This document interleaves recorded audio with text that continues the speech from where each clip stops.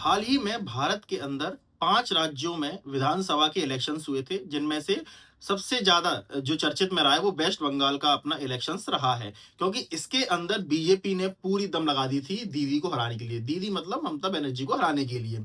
और हमें ये भी देखने को मिला था कि वेस्ट बंगाल के अंदर 2 से लेकर ढाई लाख सीएपीएफ के जो ऑफिसर्स थे, सोल्जर्स थे, उनको यहाँ पे डिप्लॉय किया गया था कि किसी भी तरह की धांधली ना हो, वोट चोरी ना हो, किसी तरह कोई गुंडाराज यहाँ पे ना हो। अमित शाह भी यहीं पर रुके हुए थे, अपना डेरा डाले हुए थे वेस्ट बंगाल के अंदर, और उन्होंने कह दिया था कि मैं यहाँ पे गुंडाराज खत्म कर दूंगा, और जो भी गुंडे थे उन्होंने वहां से उनको भगा दिया था।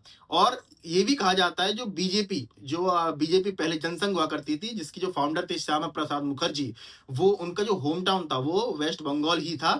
और उसके आज हमें देखने को मिलता है कि आजादी से लेकर आज तक, मतलब 2026 में आगे बीजेपी आई है, इससे आजादी से लेकर आज तक हम देखते हैं कि भारत में जो वेस्ट बंगाल है, वहां पर बीजेपी थी ही नहीं। लेकिन आज 2026 में पहली बार बीजेपी आई है वेस्ट बंगाल के अंदर। अब देखते हैं इसके बाद, अब बीजेपी आई नहीं है, बकायदा मेजोरिटी सीट लेकर आई है।